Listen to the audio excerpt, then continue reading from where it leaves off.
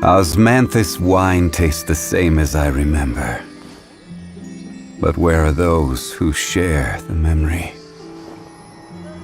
Once again, they found something.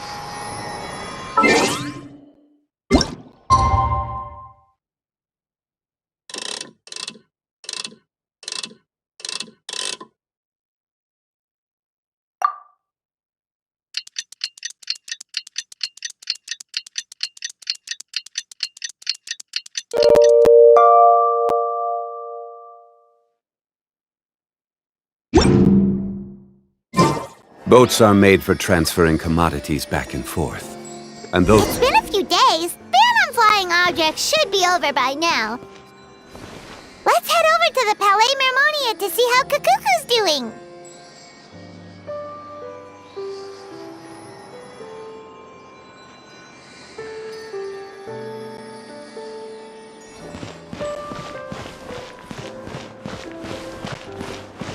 Welcome to Palais Mermonia. I have to keep an eye on the deployment of guards at all times.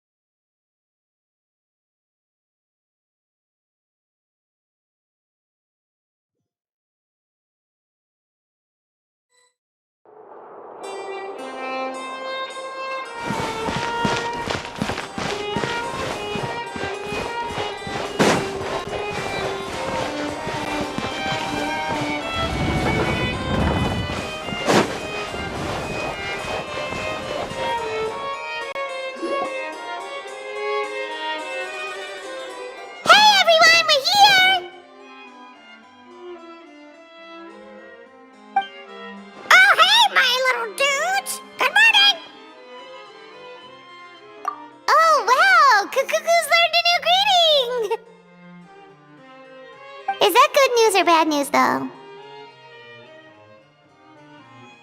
Sorry, I did everything within my power. But so far, I've only managed to teach him how to say good morning. Wait, so that's all you've been up to this whole time? Get out of here! Huh? Okay, so good mornings aside, please tell Paimon there's been some other progress too. Of course. That's why I'm here. Kukuku's not the only one that Mr. Risley's been getting to talk. I'm referring, of course, to the convicts. It was nothing. These guys weren't exactly tough nuts to crack. So, what's the deal? After racking their brains, they remembered speaking to an inconspicuous middle-aged man just as they were preparing to pack up and leave Natlan. He was dressed in the manner of the Children of Echoes and carrying a box. Plus, the description matches the one the gun was found in. All in all, he didn't look any different from your average Natlanese traveler. Perhaps seeing that they were dressed as merchants, this man stopped for a chat, inquiring where their goods were headed, and even asking if they could share a boat. The smugglers were very cautious, though. They didn't tell him any specifics. But all this happened before I crossed paths with them. I happened to notice them as they were preparing to set sail. I thought they looked shady, so I snuck aboard, and ended up being carried along all the way to Fontaine.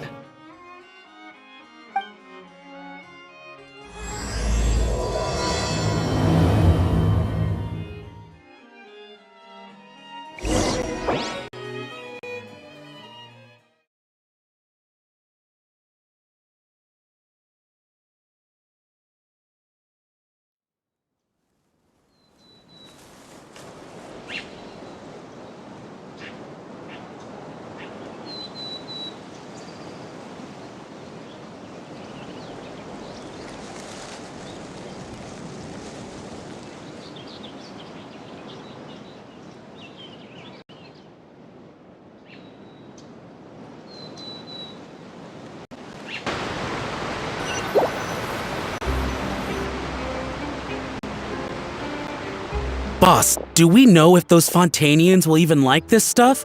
What if we can't shift it? And that's why we call you a rookie.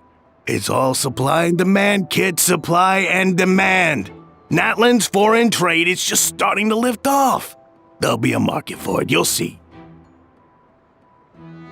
That's right.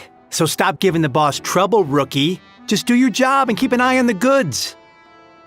Are they merchants? Have they come to Fontaine to do business? Scarred face.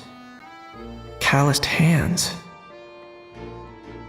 On closer inspection, the fabric looks worn at the knees and elbows, and his fingernails are dirty. Not exactly your typical merchant. Could he have previously been a warrior? Or even an adventurer? Something feels off. I'd better sneak up and get a closer look.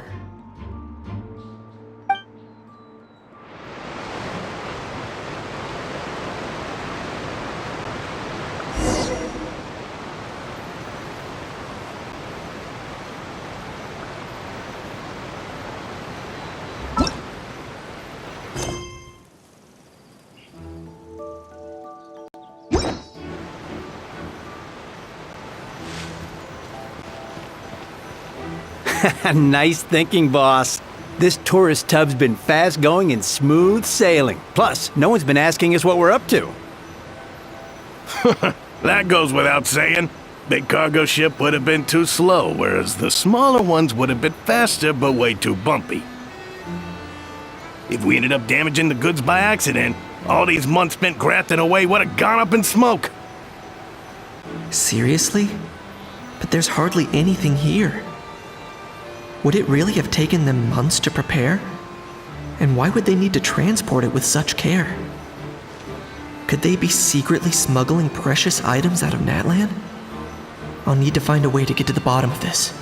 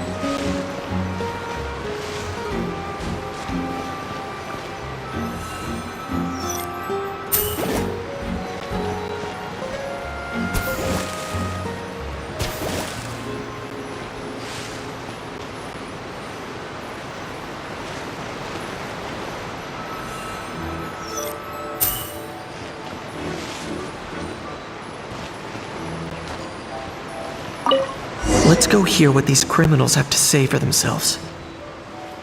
Sure enough, there are relics inside the box. It's illegal to smuggle such items outside Natlan.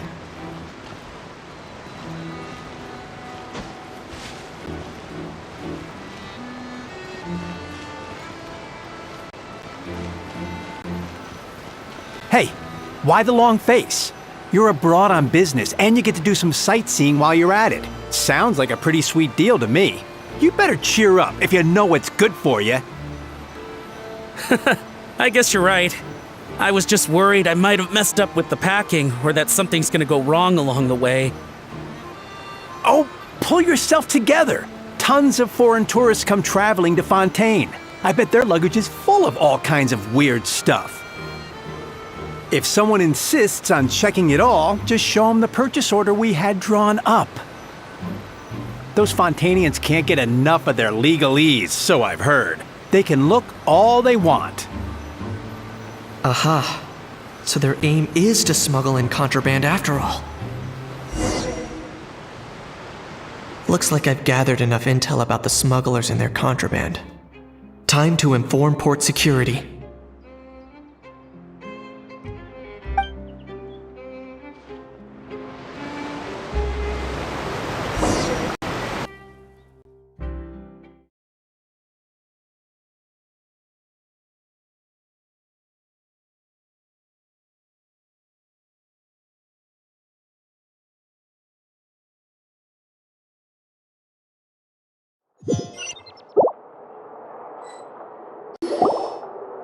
So anyway, that was when I went and told the Fontainian guards about my suspicions. After an investigation and a chase, they finally apprehended them and sent them on their way. Well, guess they're headed exactly where they should be. Thanks. Based on your recollections just now, I was completely focused on those smugglers at the time, so I wasn't really paying attention to other passersby. Yeah, Kanish, you did great! in other words, the person who brought the gun here, the one who lost it, has no connection to the smugglers whatsoever. They were working entirely on their own. Oh dear, oh dear! Sounds like Mr. Kakuku wants to chime in? He said this elusive individual's actions are positively mystifying. It's a good observation, I quite agree. However, we still know next to nothing about the person. Perhaps we should start by focusing on the lost item itself.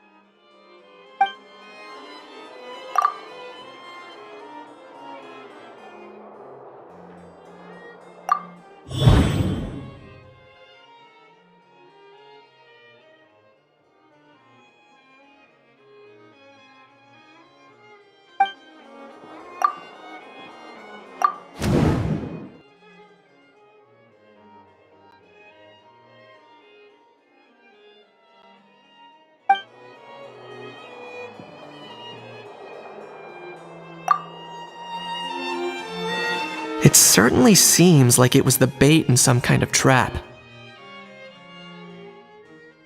The only question is, why wasn't the bait made more conspicuous? Has something sprung to mind? I just remembered a film I watched this one time. Huh? Oh wow, no way, bro! Hold on, let me explain.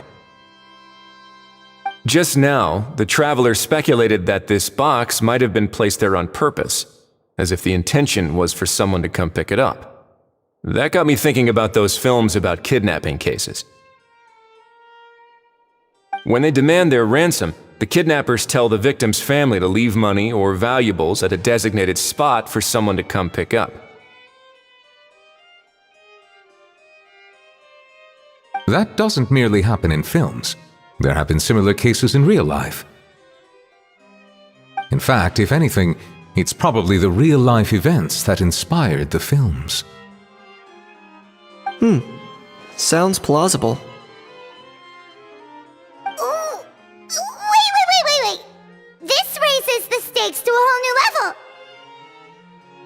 If the gun really was some kind of ransom, then since we took the box, the kidnappers never got their payment, so... Does that mean they executed the hostage?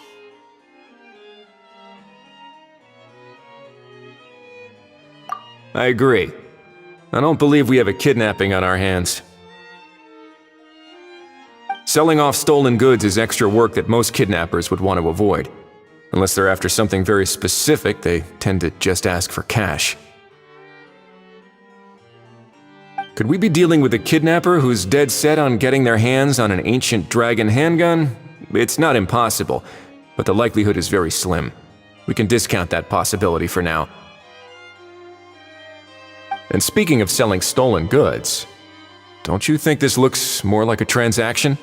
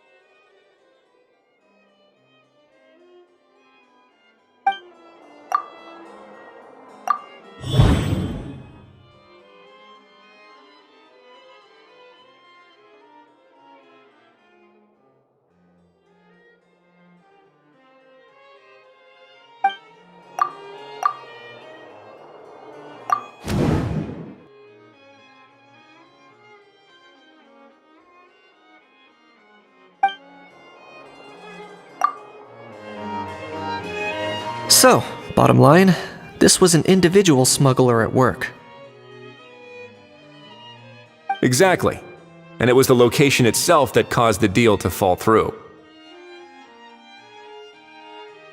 The last thing they would have expected was for a quiet beach to turn into a bustling film convention overnight. Not only is the area now packed with tourists, but the Spina di Rosula have a presence there. I'll bet that both parties were completely caught off guard.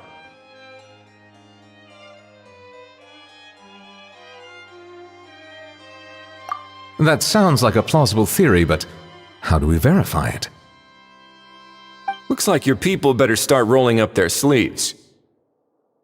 How so? Easy. Just follow the usual procedure by putting up a lost and found notice. The more routine we make it seem, the more likely the suspect will come forward to claim it. Even if they send a proxy, we're liable to get our hands on new leads. And timing-wise, it's about time we updated the bulletin board anyway. All we need now is a lucky gestionnaire to write up the notice for us post-haste.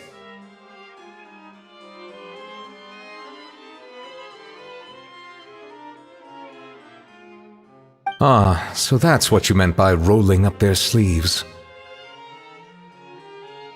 In that case, I may as well write it myself. Delegating this to someone else would require an additional explanation. Or are you just not used to asking others to work overtime? Is that really a major concern here? Well, looks like I won't be needed around here. At least until the notice has been posted. You could always wait here if you like. The Palais Mermonia serves a particularly fine cup of tea if that swings it for you. Thanks, but no thanks. I left a very noisy creature with a friend before heading out, so I should probably get back to feed it. I wasn't aware that you had a pet, Mr. Kanich. Speaking of pets...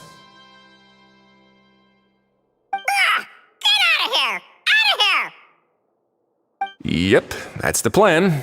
Outta here indeed. I believe that what Wriothesley is trying to say is, you are free to leave, Mr. Kukuku.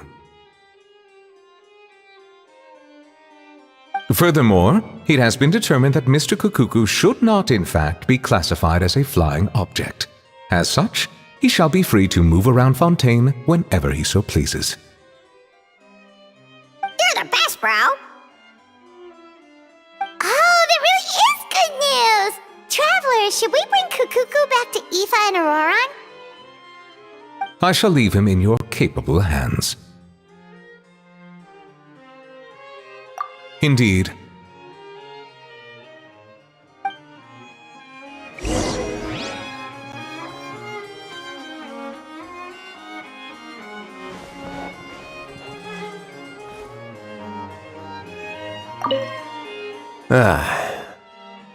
You know, all this has made me realize that I'd quite like to have a pet.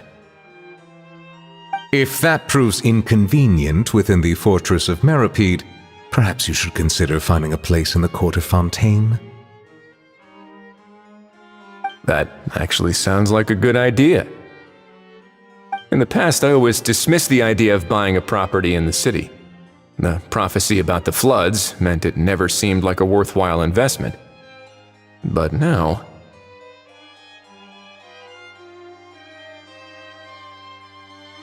This might be a good time for you to re-examine the documents I gave you regarding your title as Duke.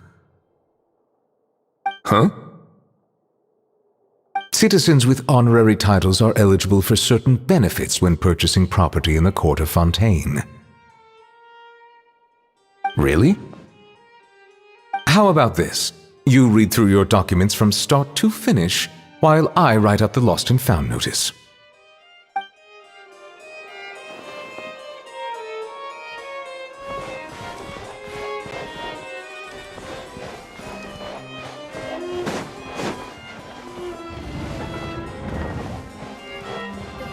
Cafeteria is excellent.